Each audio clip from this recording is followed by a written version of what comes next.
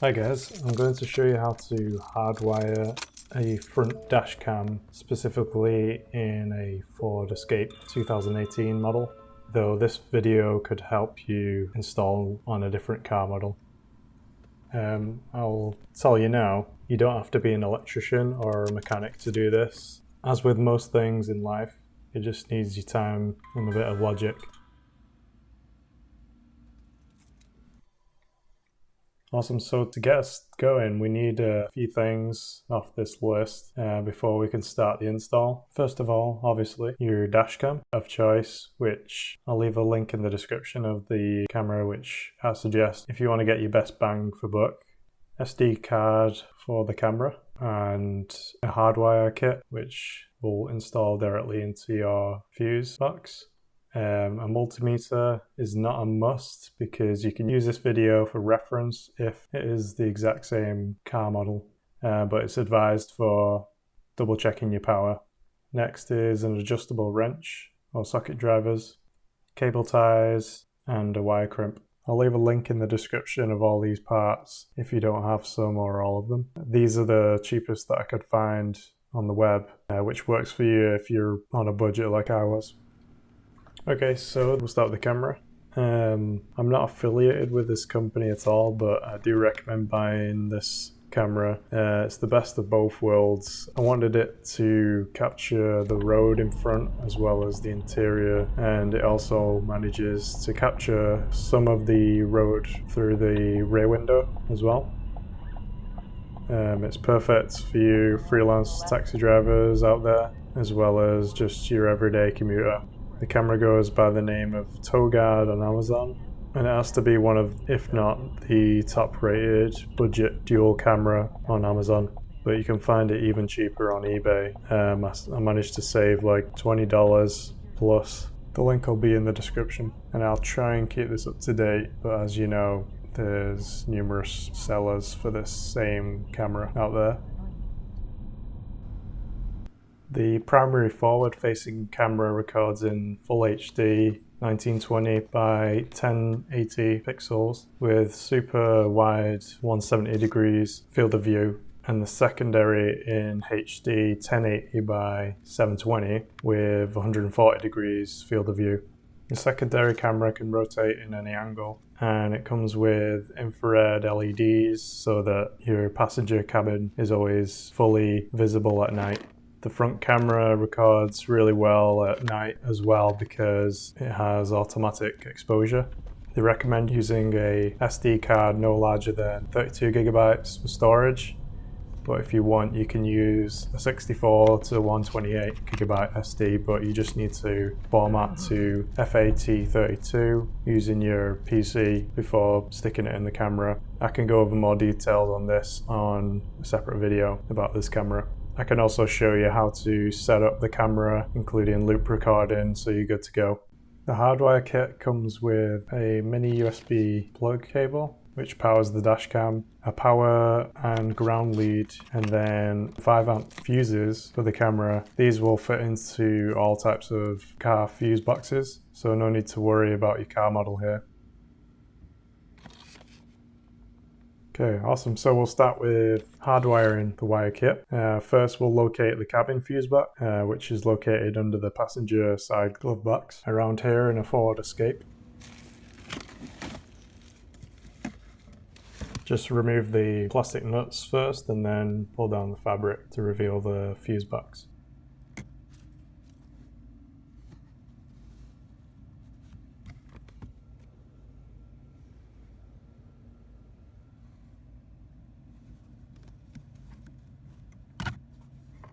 Now, to figure out which fuse we can use to plug the camera into, we'll want to know which one of them will switch off when the power is off in the car, so that you don't drain your car battery. If you don't have a multimeter, you can just use the fuse that I choose on this video, so long as you have a Ford Escape model between 2013 and 2019. So if you have a multimeter, we're just going to make sure that we get a fuse that will turn on only when the car is turned on, and it turns off when the key is out. So start with making sure your car keys are out and the car is turned off. Setting your multimeter to 20 volts or less. And now you'll want to stick the negative black probe on metal for ground. You could choose anywhere on this bar up here, for example. Just avoid any rusty patches on the metal because you won't get a reading. Then put the positive red probe on any of the two ends of the fuse you're checking. Don't worry, there's no chance of you getting electrocuted during this install, as long as you follow the steps properly. We're looking for the fuses that don't show any voltage on your multimeter. You'll see 12.6 volts on the fuses that are always powered. For example, fuse number 87, which is the heated steering, has no voltage when the car is off. But when I check, say, number 86, which is the passenger airbag, it's always got a voltage whether the car is on or off. So we're looking at using fuse 87, seeing as there's 0 volts when the car is off. And then just to make sure, we'll turn the car on now.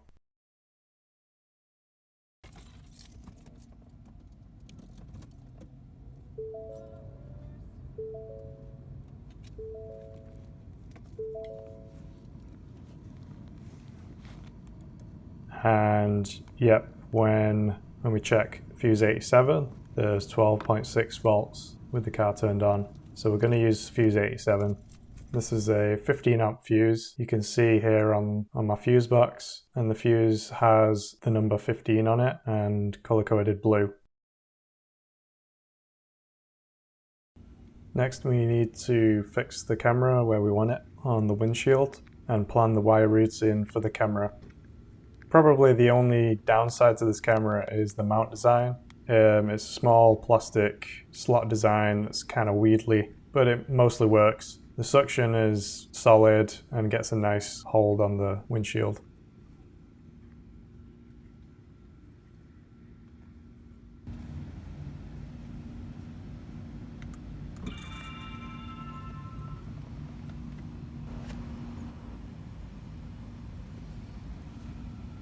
So once you've mounted the camera, we'll plug in the micro USB cable.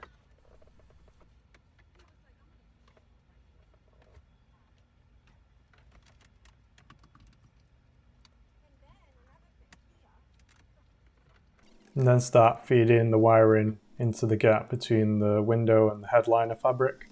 Bring that to the corner pillar on the passenger side, and then we'll start to pull the rubber door trim seal on the passenger side. We'll have to give it a good pull.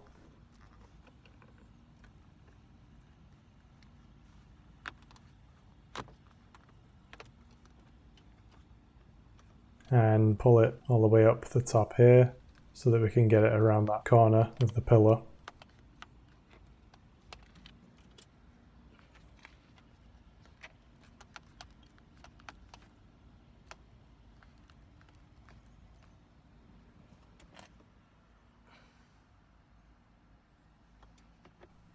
That's where the split is that we're going to feed the wiring into.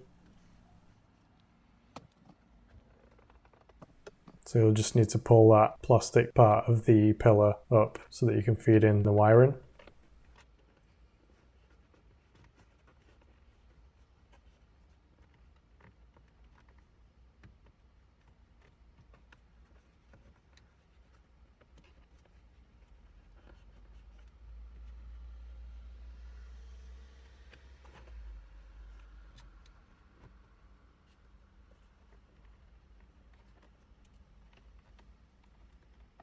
Now I'm feeding it down the side underneath where the weather seal trim was. That will channel down the pillar behind the trim. Just keep the wire going down in the gap. And then there's this plastic overlap down towards the bottom of the passenger side door. That's where we're going to feed the wiring into, like tuck it into there as well. And that'll get us to the fuse box discreetly. So I'm just pulling it up and feeding it underneath that plastic trim.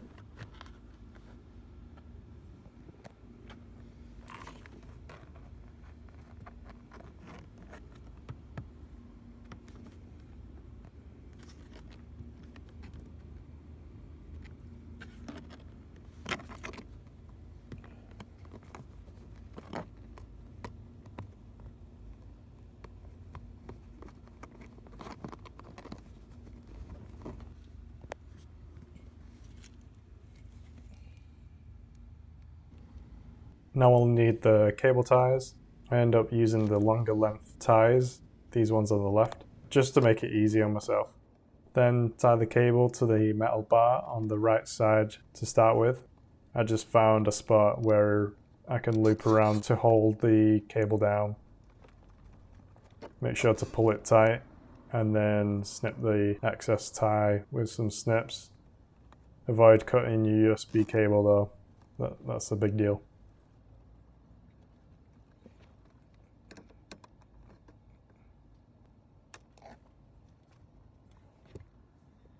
Next, pull out the fuse that we're going to add the power cord to. In our case, it's the 15 amp fuse number 87.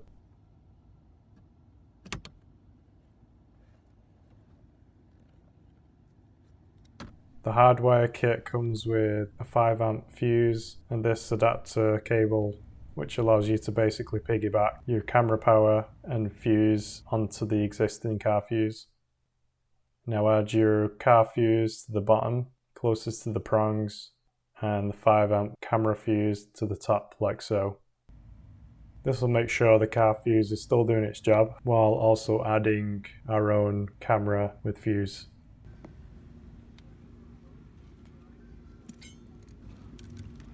Plug in the end of your camera power cable into the adapter fuse cable.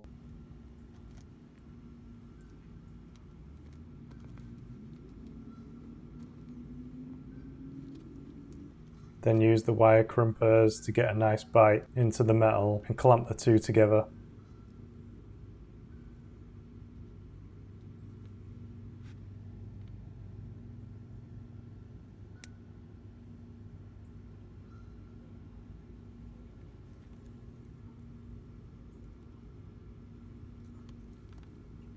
Give it a pull test just to make sure both wires won't come apart. Then put the protective sleeves over it and give that a crimp for good measure as well.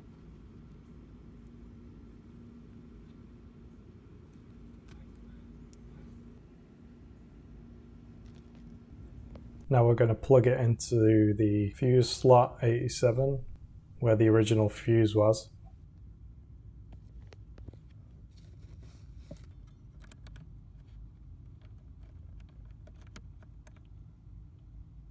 And I have it directed in this way because there's a good spot to fasten down the grounding wire here on the left of the metal frame. Make sure to unfasten this hex head here slightly with an adjustable wrench or socket driver. It's a little bit awkward with the space available, but it's doable.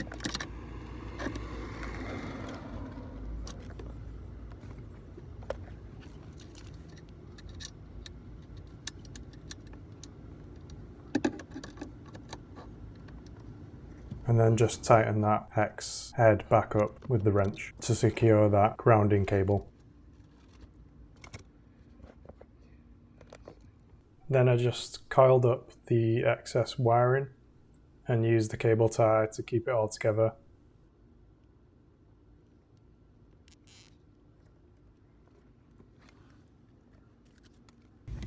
And I use a longer cable tie to hold the cable bunch to the car frame. I just found a loop to tie it to on the left side, which will do the job. Nothing fancy.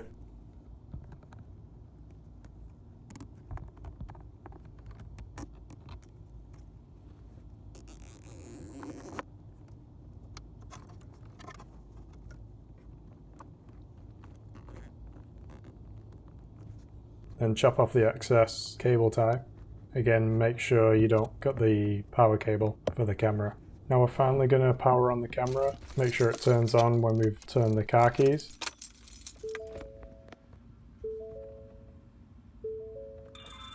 And yep, looking good.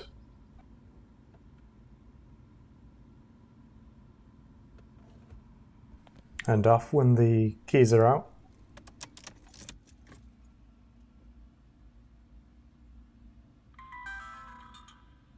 Spot on. Time to put the fabric cover back on the fuse box.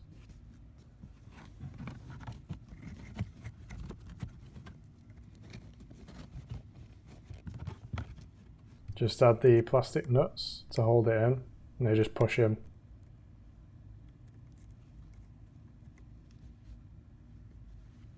And then push the rubber door trim back in, making sure that the wiring is hidden under the rubber trim.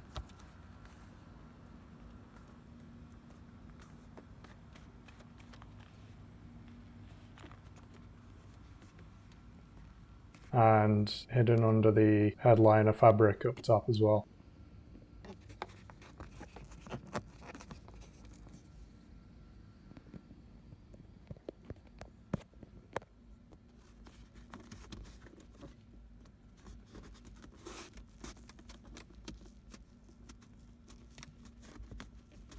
And now you've got yourself a nice discreet hardwired dash camera for your Ford.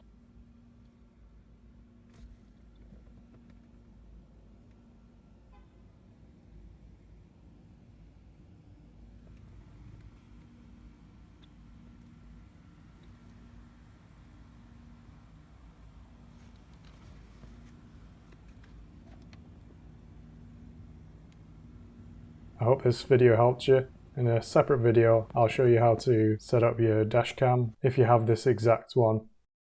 Have a good one, guys.